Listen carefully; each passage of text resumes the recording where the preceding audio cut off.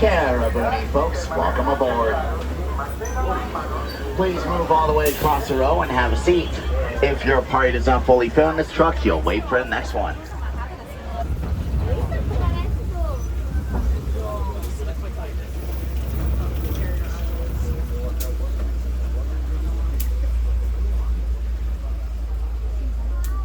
Now our first stop is here in the little Ituri Forest. Here we will find some of Africa's more docile and well-camouflaged animals. For instance, over here on the right, we have an okapi. Despite that zebra-like pattern on its backside, okapi are more closely related to giraffes. They also have a prehensile tongue like a giraffe, which allows them to grab leaves in high places.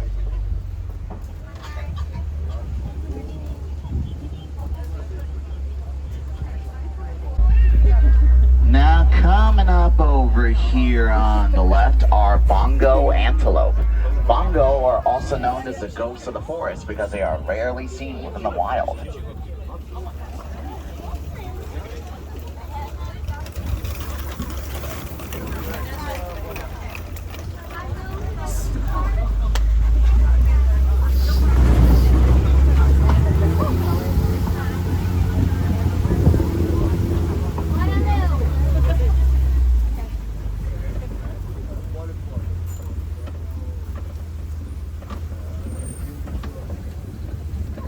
Our next stop is in the Safie River.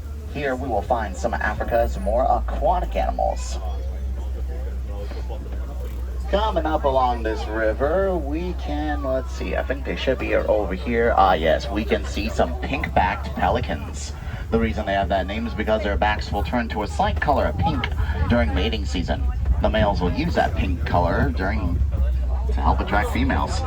Now over here we also have a pair of Nile hippos.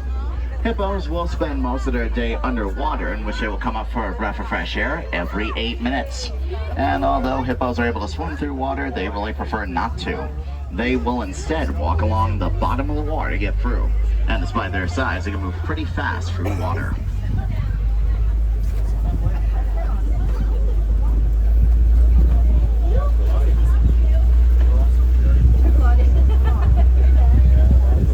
Be sure to keep your eyes open on the rest of the river here because we might spot some more hippos.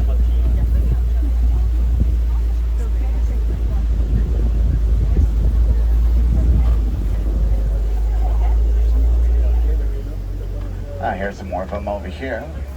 Looks like we got the rest of the bloat here. That's what groups of hippos are known as, bloats.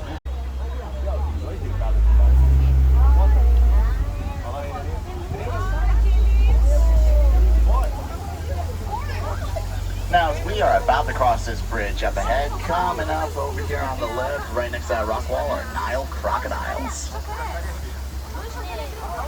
Now, Nile crocs are the largest species of crocodilians in Africa. And one way even you can tell the difference between crocodiles and alligators is while crocodiles have a V-shaped snout, alligators have a U-shape. So the next time you see what you might think is either a crocodile or an alligator, please use that difference to tell which is which.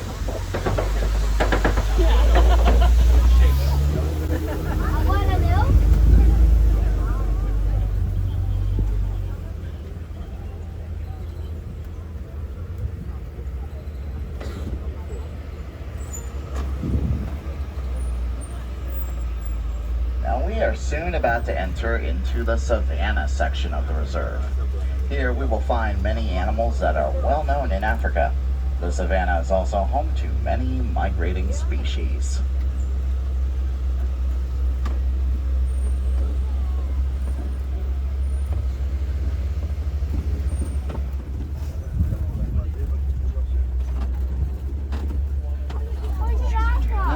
The first animals that we are about to see out here on the savannah are Maasai giraffe. What distinguishes them from our species of giraffe is that their patterns are a bit more jagged than square, and are kind of shaped like autumn leaves. Excuse me. Also, whenever a baby giraffe is born, it can be born up to 6 feet high and end up growing up to 20 feet tall.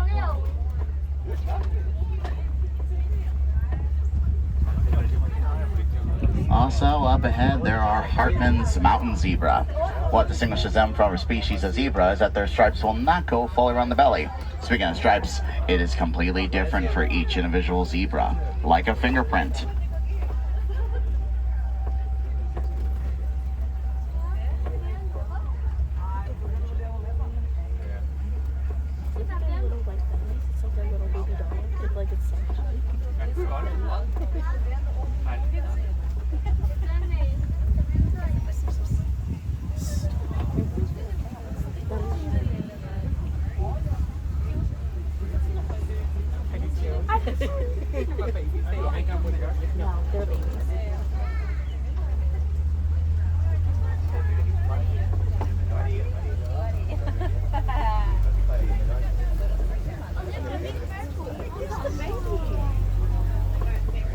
Now, coming up over here on the left behind this den, we can see a pack of African painted dogs. The reason they have that name is because of their painted coats, and they are one of the most successful pack hunters in the world, with their packs going from 5 to 15 in number. Also over here on the left, we have Anacoli cattle, also known as Watusi cattle. The reason they have that nickname is because they're a domesticated species of cattle from the Watusi tribe. As for those very large horns on their head, which are hollow, those are used as a cooling system. Inside is a honeycomb-like structure in which air will flow, allowing them to keep cool during the hottest times of the day. Now, moving about over here on the right, we have a trio of sable antelope, the official emblem of the Harambe Reserve.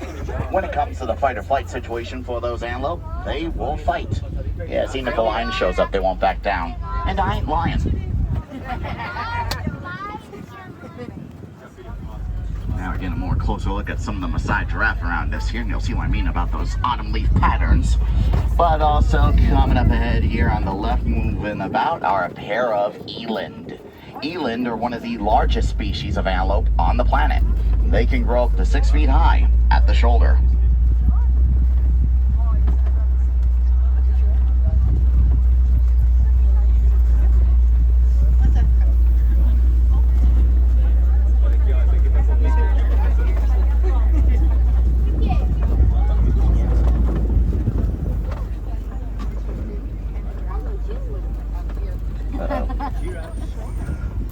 Looks like eland are causing a little traffic right now. Could be worse, could be traffic. Alright, let's keep on moving here.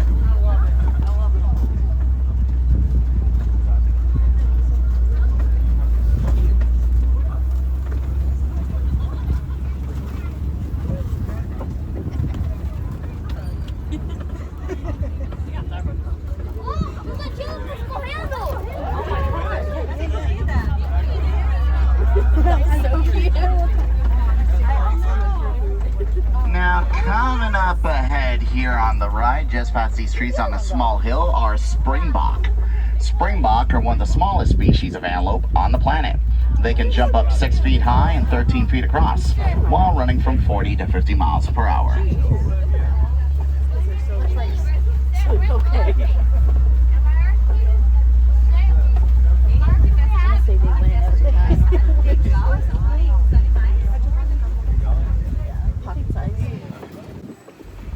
Now, I got a funny feeling we may want to keep our eyes open up on the road ahead here, because it looks like we're about to enter elephant country.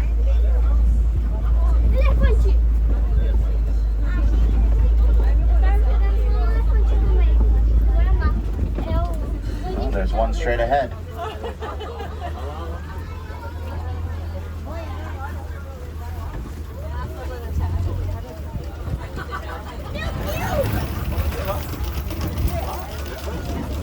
Now, while we're making our way to get a closer look at this elephant, let's also keep our eyes over here on the left, because normally there's a certain type of primate that hangs around over here.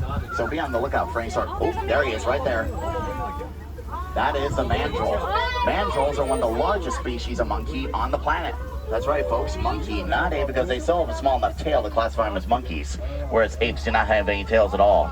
Mandrills are also best distinguished by their bright colored faces, which can get even brighter as you get more excited. As for the African elephant, they are best distinguished by their ears, which are nearly shaped as the continent of Africa.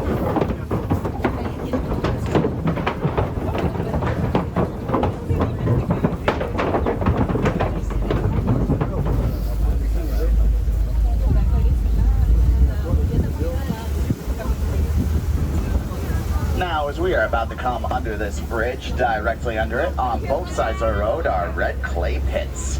And a very interesting fact about red clay, you can actually see over here on the passenger side of the wall, there are tusk marks there. The reason for that is because elephants will eat the red clay. They use it as a vitamin and mineral source, kind of like salt lick for cattle or horses. Now, it looks like we do have some more elephants up ahead here.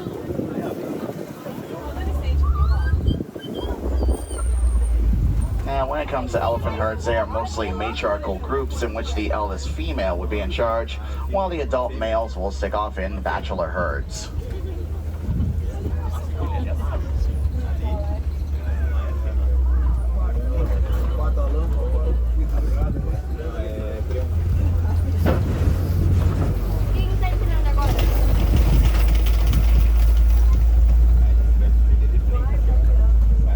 While we're moving along here, I'd like to point out these very large trees that are nearby.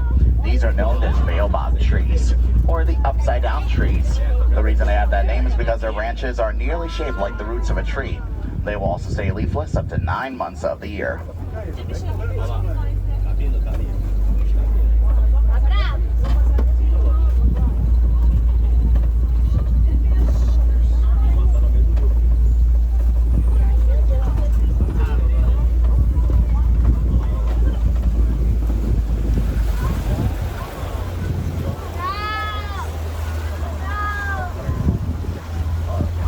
Now, coming up in this pond, we're about to see some greater flamingos. They are the largest and most lightly colored species of the flamingo family.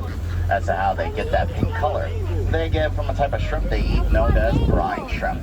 Those brine shrimp contain a chemical known as beta-carotene, which helps give these flamingos their pink color. And the more brine shrimp they consume, the more pink they will get.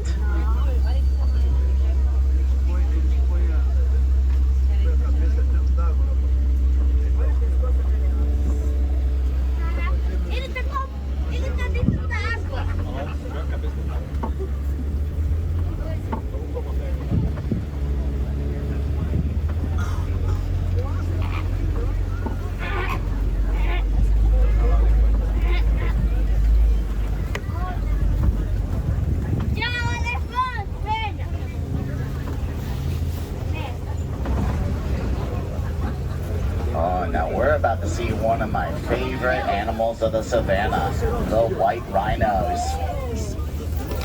Now folks, listen up, this is a precautionary note. It looks like some of these rhinos might be very close to the road, so as a precaution, I want everyone to remain absolutely quiet if they're very close. Not a sound. Now, white rhinos are also known as square or wide-lipped rhinos because they have that square or wide-shaped lip. And unfortunately, they are one of the main endangered species in the wild due to being poached for their horns, which many civilizations believe to be a great medicinal source. But in plain reality, it's not. It's made of a substance known as keratin, which is the same material as our hair and fingernails.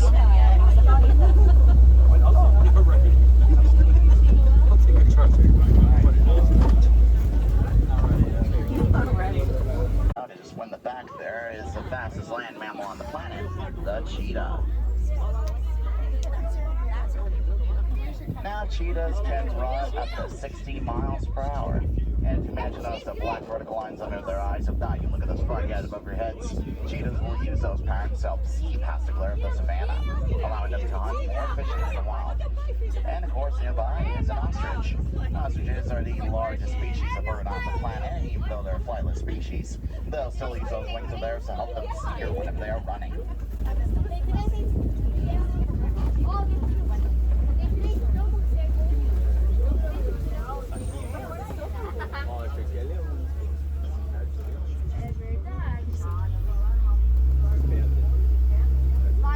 Now, this large rock formation that we are approaching is known as a kopje. And here we are about to see one of Africa's most famous predators, the African lions.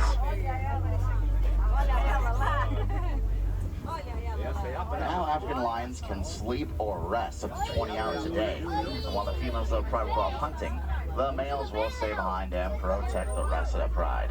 That's why that mane of his serves as a perfect shield.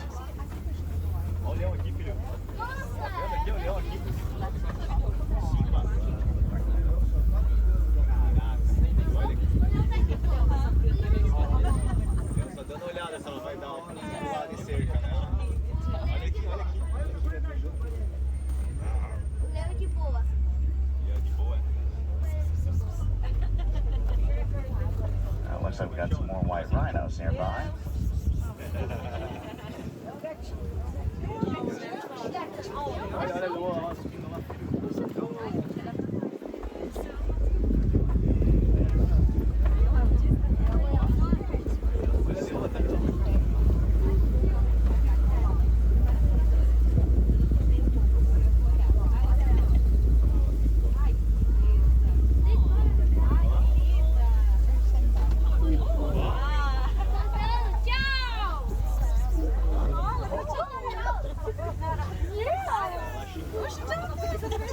Now coming up over here on the left, we can see those large tusks of theirs that burrow into the ground.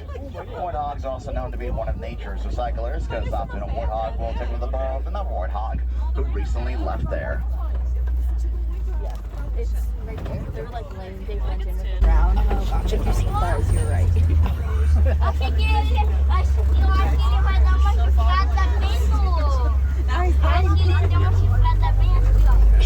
Listen. That is the lion roaring right there. We're lucky to hear that. African lion's roar can be heard up to 5 miles away. Sounds like both of them were roaring. That's a sound I love to hear every morning. You're so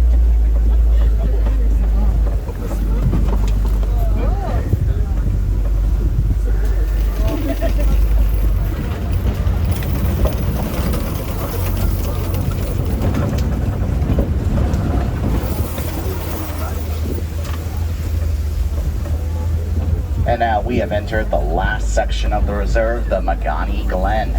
And we're just about to pass the warden's post here, where the warden of this reserve maintains and protects all the animals here.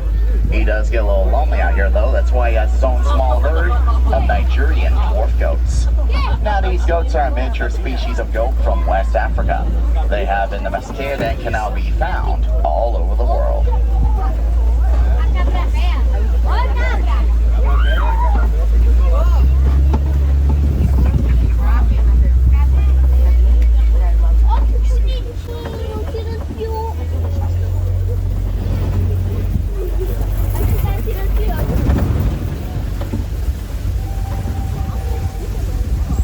And now, as we are about to come to the end of our safari, I'd like to mention a few more of the animal encounters you can experience here at Animal Kingdom. For instance, just as you exit the safari off to the right a bit of ways, is the entrance to the Gorilla Falls Exploration Trail. There you can get a more up-close look at okapi and hippos, see some of Africa's most exotic bird species in the aviary, and of course, see some western lowland gorillas, learning more about them and their conservation. Also, one way even you can support conservation here at Animal Kingdom is by rounding up $10 at your next merchandise purchase. That contribution would go to the Disney Conservation Fund, which has hundreds of conservation projects around the world.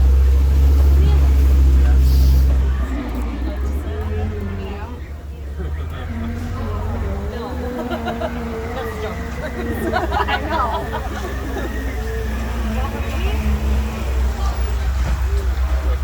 Alright folks, please watch your hands on screen legs. Those doors on the right are opening. Hope you all enjoyed your safari here today, and I hope you enjoy the rest of your day at Animal Kingdom. Again, my name is Brady from Windsor, Colorado. Windsor like Savior Narambe, Kobo Harini, meaning go well.